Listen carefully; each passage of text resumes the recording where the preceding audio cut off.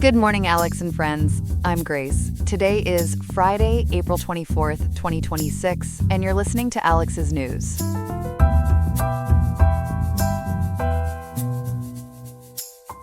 In Riverside today, we are expecting a pleasant high of 75.5 degrees, with the temperature dropping to a cool 53.3 degrees tonight.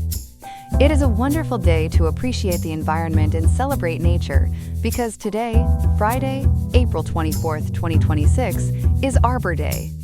Coming up on the program, we are investigating the shifting protocols that now permit the U.S. Navy to utilize lethal force within the Strait of Hormuz.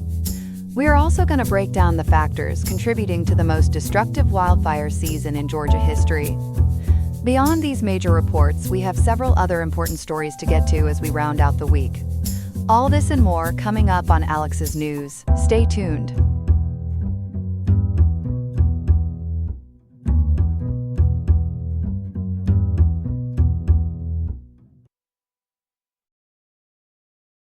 We begin this morning with a story that has the world on edge. The United States and Iran are now locked in what many are calling an armed standoff in the Strait of Hormuz. This comes after President Trump issued a stunning military directive just yesterday, April 23rd. Ethan has been tracking this all through the night. Ethan, walk us through what the president ordered.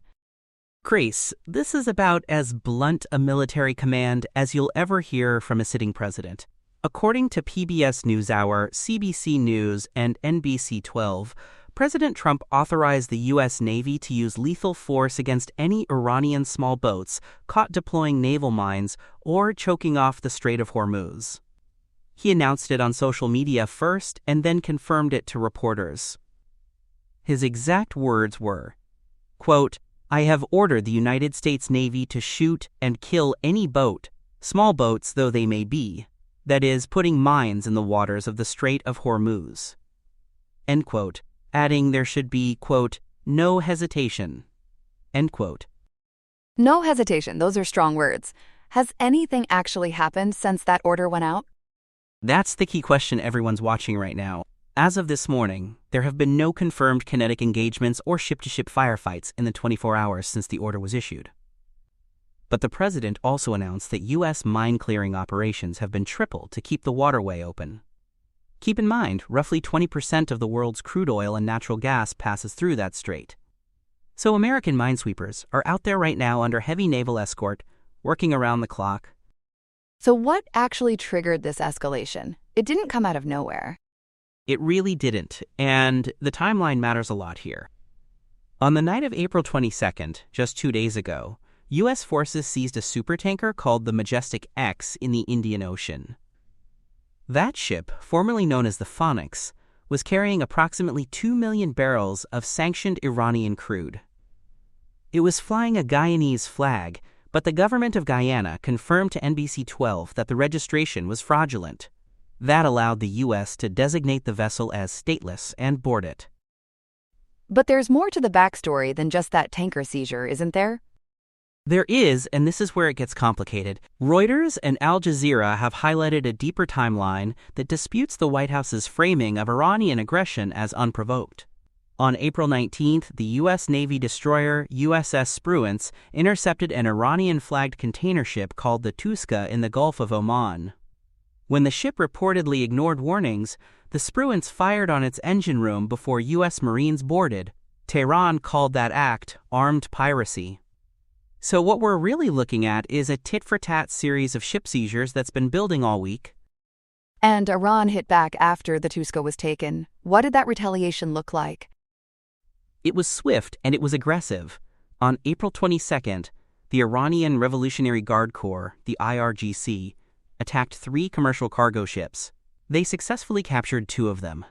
The first was the Epaminondas, a Greek-owned Liberia-flagged ship. An IRGC gunboat fired on it and caused heavy damage to the navigation bridge. The second was the MSC Francesca, a Panama-flagged vessel that sustained damage to its hull and accommodation areas. These weren't military ships, Grace. They were commercial vessels, caught in the middle of this. What about the crews on board those ships? Are they safe? According to maritime sources cited by Gemini Flash and Seatrade Maritime, Approximately 40 crew members are currently being held near the Iranian port of Bandar Abbas. We're talking about Filipino, Ukrainian, Montenegrin, and Croatian seafarers. Their movements are restricted, but they are reportedly safe and unharmed for the moment. That word, moment, is doing a lot of heavy lifting, though. The longer this standoff drags on, the more precarious their situation becomes. Now, this didn't start last week. This is part of a much larger conflict. Remind listeners how we got here. This maritime crisis is really just the latest chapter in what's being called the 2026 Iran War. It all began on February 28th with Operation Epic Fury. The New York Times and The Guardian reported that the operation opened with what was described as a decapitation strike, the assassination of Iran's supreme leader Ayatollah Ali Khamenei in Tehran. Since the war's inception nearly 2 months ago, over 30 ships have been attacked in the region. So the situation in the Strait right now is an escalation of something that's already been extremely volatile. Khamenei was killed in that strike. So who's leading Iran right now? His son, Mojtaba Khamenei, formally succeeded him on March 8th. But here's the thing. Reports suggest Mojtaba remains gravely wounded from the February airstrikes. That's raising serious questions about a potential power vacuum, or a leadership rift between moderates and hardliners inside the Iranian government. Tehran officially denies any internal divisions, but the uncertainty at the top is making diplomacy even harder because it's unclear who truly has decision-making authority. What kind of military firepower does the U.S. have in the region right now? It's a massive presence. The U.S. currently has 3 aircraft carriers deployed. The USS George H.W. Bush is in the Indian Ocean, with one carrier in the Arabian Sea and another in the Red Sea. And it's not just the Americans positioning themselves.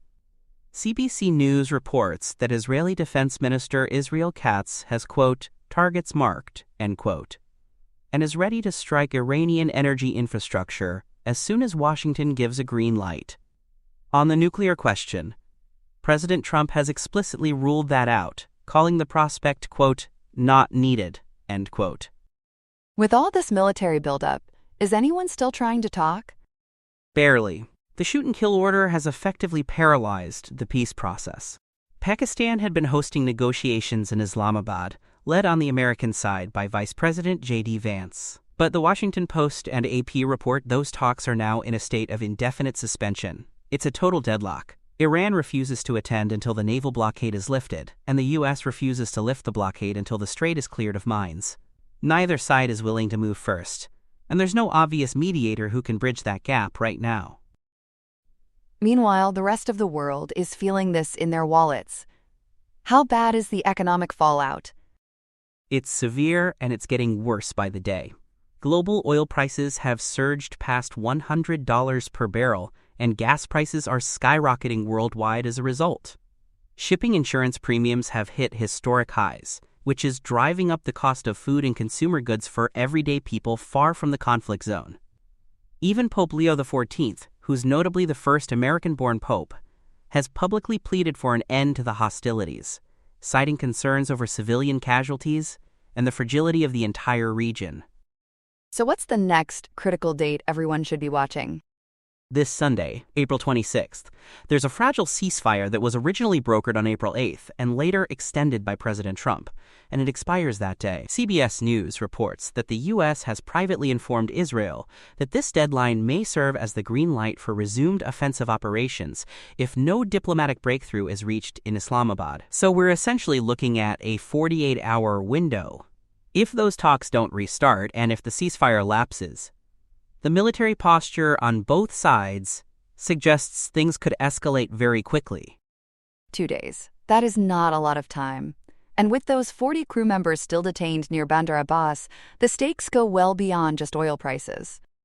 Exactly right. You've got hostages, you've got mines in the water, 3 carrier strike groups, and a shoot-to-kill order in effect. Every hour that passes without diplomacy is an hour closer to something much bigger. The world is watching that narrow stretch of water very closely this morning. Ethan, thank you for walking us through all of that. We'll stay on this story throughout the day as developments come in. We turn now to a crisis unfolding across southern Georgia, where wildfires are burning through tens of thousands of acres. Chloe has been following this story closely. Chloe, how bad is the situation right now? It's being called one of the most destructive wildfire crises in Georgia's history, and that's not an exaggeration. Governor Brian Kemp has declared a state of emergency for 91 counties. The Georgia Forestry Commission, or GFC, has issued the first mandatory burn ban in its history, covering the entire southern half of the state. NPR and Fire Rescue One both report that nearly 90 homes have been destroyed, mostly in Brantley and Clinch counties, with thousands of residents forced to evacuate. Thousands of people displaced. Do we know how many had to leave just from one area? In Brantley County alone, more than 800 people were ordered to leave their homes. That's a staggering number for a rural county. And keep in mind, these aren't communities with extensive emergency infrastructure. Many of these folks are relying on volunteer fire departments that are already stretched incredibly thin. So what are the specific fires driving all of this destruction? There are two primary blazes that firefighters are focused on right now. The Pineland Road fire, burning through Clinch and Eccles counties, has consumed nearly 30,000 acres and is only 10% contained as of today. Then there's the Highway 82 fire in Brantley County. It's smaller at about 5,000 acres, but it's been the most destructive to property, tearing through residential areas near the towns of Atkinson and Waynesville. And these fires just keep multiplying, don't they? That's exactly the problem. The Georgia Forestry Commission reported responding to 34 new fires on a single Wednesday. Over a 3-day window, nearly 100 new wildfires ignited across the region. That kind of surge overwhelms even well-resourced firefighting operations. Crews from North and Central Georgia have been reassigned to the southern front just to keep up. What's causing conditions this extreme? Georgia isn't exactly known for massive wildfires. Experts are calling it a perfect storm of environmental factors. According to The Conversation and ABC News, 3 things have aligned at once: low relative humidity, bone-dry fuels, and strong winds. Much of the southeast has been in drought since July of 2025, so we're talking about an 18-month dry spell. Between mid-March and mid-April of this year, the region received less than 25% of its normal rainfall. That's classified as exceptional drought. And I imagine that changes the landscape in ways people might not expect? Absolutely. Areas like swamps and what locals call bays, which are normally saturated with water, have completely dried out. Those wet zones usually act as natural fire breaks, stopping fires from spreading. But now they've become, in the words of officials, super flammable fuel sources. Zachary Handlos, an atmospheric scientist at the Georgia Institute of Technology, explains that a persistent high-pressure ridge in the jet stream has blocked clouds and rain from forming. On top of that, dry southeast winds have been pushing warm air into the region, lowering humidity even further, and turning vegetation into what he described as matchsticks. Now there's another huge factor here, and that's Hurricane Helene. How does a storm from late 2024 connect to wildfires in 2026? This is really the heart of the crisis. When Hurricane Helene struck in late 2024, it downed an estimated 56 million tons of timber across 14,000 square miles. That breaks down to 26 million tons of pine and 30.9 million tons of hardwood. All that debris has been sitting on the ground for well over a year now. Fire Rescue One and Fox 5 Atlanta report that this provides an unprecedented fuel load, making the fires burn hotter and spread faster than standard forest fires. Couldn't anything have been done to clear that debris before fire season? That's a question a lot of people are asking. GFC officials have acknowledged that these deep pockets of downed woods became a tinderbox, but they say mechanical removal was either physically or financially impossible in many areas. Here's a detail that really stands out: the GFC conducted 0 acres of prescribed burning to reduce that specific hurricane debris between the storm and the current crisis. Officials explained that prescribed fireworks on surface fuels like grass and needles and would have been uncontrollable if applied to heavy logs and branches left by Helene. So there was essentially no way to safely reduce 56 million tons of fuel sitting in the forests? That's the argument officials are making. They say the tools available simply weren't designed for debris of that scale and density. The Pineland Road fire is a perfect example of what happens. The downed timber allows fire to jump traditional fire breaks with ease, which is why containment has been so difficult. Firefighters are essentially battling something they haven't encountered before. What about the government response? What resources have been brought in? The state has mobilized the Georgia National Guard, deploying Black Hawk helicopters for water drops to support ground crews on the front lines. FEMA has also approved fire management assistance grants to help reimburse Georgia for up to 75% of firefighting costs.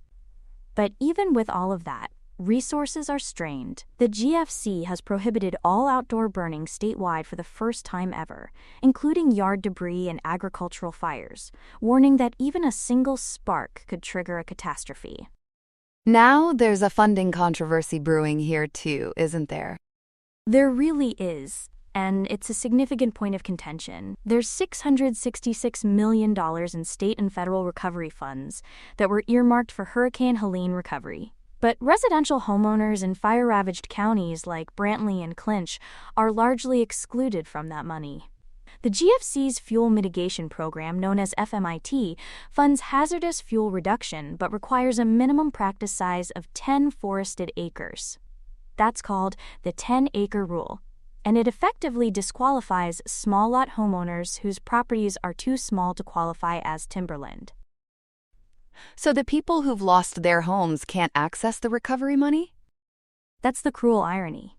The nearly 90 families who've lost homes are essentially shut out. There's also something called the gratuity clause in the Georgia Constitution, which prevents the state from providing direct financial aid or debris removal to private individuals.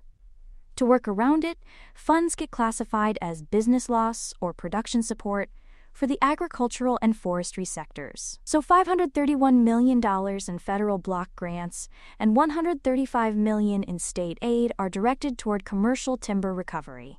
0% was earmarked specifically for residential fire mitigation. Was there any federal money set aside for housing needs at all?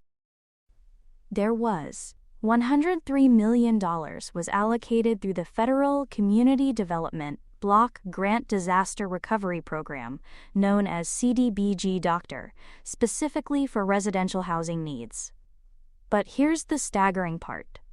NPR and local reports indicate that as of today, April 24, 2026, the specific amount distributed to small lot homeowners for wildfire fuel mitigation in Brantley and Clinch counties is $0.00. Not a penny has reached them.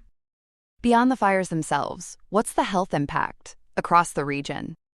The smoke has drifted hundreds of miles, and it's affecting millions of people. Unhealthy air quality alerts have been triggered as far north as Atlanta and Savannah, and the smoke has reached into Jacksonville, Florida, and parts of South Carolina. NPR reports that code red alerts were issued for Macon and Warner Robins, which is especially dangerous for children, the elderly, and anyone with respiratory conditions. Is there any hope for relief in the forecast? Meteorologists are watching multiple low-pressure systems expected in late April and early May that could bring meaningful rainfall. That would be a game-changer for containment. In the meantime, Georgia Agriculture Commissioner Tyler Harper has granted a 2-week extension for the Hurricane Helene block grant application deadline, pushing it to May 11, 2026, to help producers who are currently fighting the fires. But officials are clear that without significant rain, the wildfire risk stays at extreme through the end of this month. Firefighters are holding a defensive posture right now, prioritizing lives and structures over total containment of these forest blazes. An incredibly difficult situation on every front. Chloe, thank you for walking us through all of that. Of course, Grace. Here are some other headlines. House Speaker Mike Johnson is trying to keep the intelligence community's vision at 2020 by unveiling a new proposal to extend Section 702 of the Foreign Intelligence Surveillance Act for 3 years.